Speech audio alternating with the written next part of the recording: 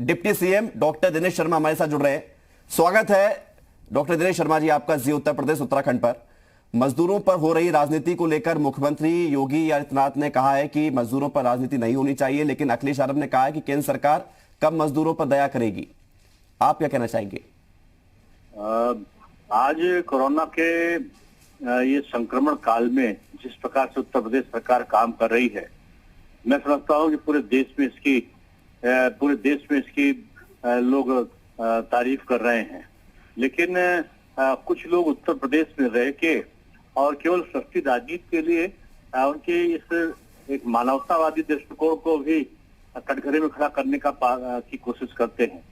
मैं इस बात को कहना चाह रहा हूँ कि आज 3.5 लाख से ऊपर जो श्रमिक हैं वो उत्तर प्रदेश में आ चुके हैं, उनको लाया जा चुका है। तमाम लोगों को और लाने की कोशिश सरकार कर रही है। सरकार श्रमिकों को खाने का, उनको घर तक पहुंचाने का, उनको क्वारंटीन करने का, उनके इलाज का, दवा का और साथ में जो 1,000 रुपए का भत्ता है वो ऑनलाइन उनके खाते में पहुंचाने का काम सरकार ने किया है। तो सरकार के द्वारा इतने सारे काम करने के बाद अगर कोई आलोचना करता है तो निश्चित रूप में ये उसका राजनीति से प्रेरित वक्तव्य है और इसको गंभीरता से नहीं लिया जाना चाहिए। बिल्कुल, लेकिन सर सरकार इतने सारे काम कर रही है, आप भी जैसा बता रहे हैं, ये बात लोगों को भी यदि समझ में आ रही है, तारीफ भी यदि हो रही है, तो ये बात विपक्ष को समझ में क्यों नहीं आ रही है? निश्चित रूप में कुछ लोग हैं जिनका काम केवल राजनीति करना है, जिनका केवल काम है नकारात्मक तरीके से बयानबाजी करके सरकार के बारे में कुछ अप्रिय बातों को दुष्प्रचार के तौर पर फैला सके। आज इसका जमाना नहीं है। आज जनता सब जानती है, जनता देखती है कौन काम करने वाला है, कौन काम करने वाला नहीं है। जिस तरीके से पूरे देश में हर प्रदेशों से, चाहे वो बसों के द्वारा हो, चाहे वो टैक्सी के द्वारा हो, चाहे वो ट्रेन के द्वारा हो, उत्तर प्रदेश ने जिस प्रकार से श्रमिक मंगाए हैं, आज ये दूसरे प्रदेशों के लिए उदाहरण बना है। और दूसरे प्रदेश भी उत्तर प्रदेश की देखा देखी अपने वहां श्रमिकों को मंगाने की कोशिश कर रहे हैं। तो हम श्रमिक को केवल बुला नहीं रहे हैं, बल्कि श्रमिक के भोजन का, उनको नाश्ते का रास्ते में उनको पहुंचाने का और उनके वहाँ जो हमारे रजिस्टर्ड श्रमिक हैं उनको 1,000 रुपए का अनुदान देने का काम भी हम साथ में कर रहे हैं। तो ये दोनों में फर्क है और इसको विपक्ष समझ नहीं पा रहा है। ठीक, एक आखिरी सवाल और है सर आपसे। अभी हाल ही में अखिलेश यादव ने एक ट्वीट किया है और कह रहे हैं कि रेलवे मुंबई के मजदूरों की ट्रेन चलाने की पुकार न जाने कब सुनेगी। तो आप भी इससे इत्तेफाक रखते हैं? शायद मैं समझता हूं कि जानकारी का अभाव होगा। ये ट्वीट के पीछे मैं ये कह सकता हूं, कल भी महाराष्ट्र के 5 जगहों से जो ट्रेनें आई हैं और ट्रेन आई हैं उसमें से श्रमिक हजारों की संख्या में श्रमिक भी आए हैं। लगभग 3,000 से ऊपर श्रमिक कल महाराष्ट्र से उत्तर प्रदेश की धरती पर उतर चुके हैं।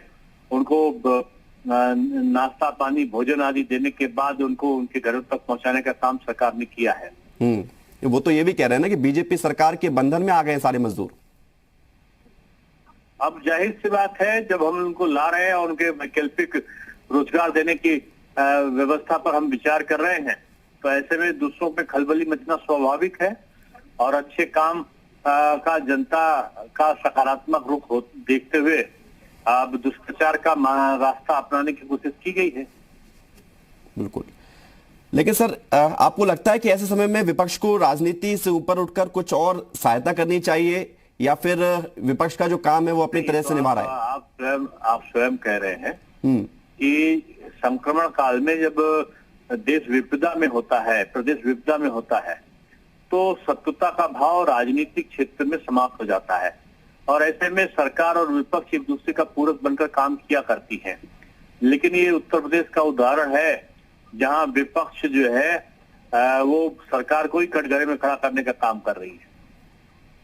बिल्कुल, लेकिन सर अब विपक्ष भी कई दल हैं, तो हर दल को जवाब देना भी सरकार की जिम्मेदारी भी होती है कि यदि उनको कोई शंका है तो जवाब दे। मायावती जी कह रही है कि सरकार किराया वसूल कर रही है मजदूरों से है और सरकार अनर्गल प्रलाप करने वाले वक्तव्यों पर सबका जवाब दे जरूरी नहीं है। जनता के प्रति जवाबदेही सरकार महसूस करती है। सर एक बात और आपसे स्पष्ट करना चाहूंगा मैं आपके माध्यम से, मायावती जी कह रही है कि सरकार मजदूरों से किराया वसूल कर रही है, आखिर असली स्थिति क्या है? कितने मजदूरों को सरकार अपने खर्चों पर लाई है और सरकार अभी भी अपने खर्चों पर लाने का काम कर रही है। भारत सरकार की ट्रेन में जो उनकी व्यवस्थाएं हैं, जो उनके नियम हैं, क्योंकि भारतीय रेल भी एक स्वतंत्र संस्था के रूप में स्थापित है, तो उनके जो नियम है वो उसका हो रहा हो, लेकिन उत्तर प्रदेश सरकार ने अपने वहां लाने के लिए अपने खर्चे पर, सरकारी खर्चे पर लाने का काम किया है। ठीक है, लेकिन सर अच्छी बात यह भी है कि आपका धन्यवाद सर। एक सवाल और सर, अच्छी बात यह भी है कि मायावती जी ये कह रही हैं कि यदि सरकार किराया लेगी तो हम सामर्थ्यवान लोगों के साथ जुटाकर वो किराया दे देंगे, सरकार कम से कम मजदूरों से ना ले किराया। कुछ लोगों को दीवार स्वप्न देखने का शौक है और झूठी वक्तव्यों के आधार पर वाहवाही लूटने का सपना है, वो कभी पूरा नहीं होगा। बहुत शुक्रिया आपका। सरकार सबका खर्चा स्वयं उठाएगी। जी, बहुत शुक्रिया आपका।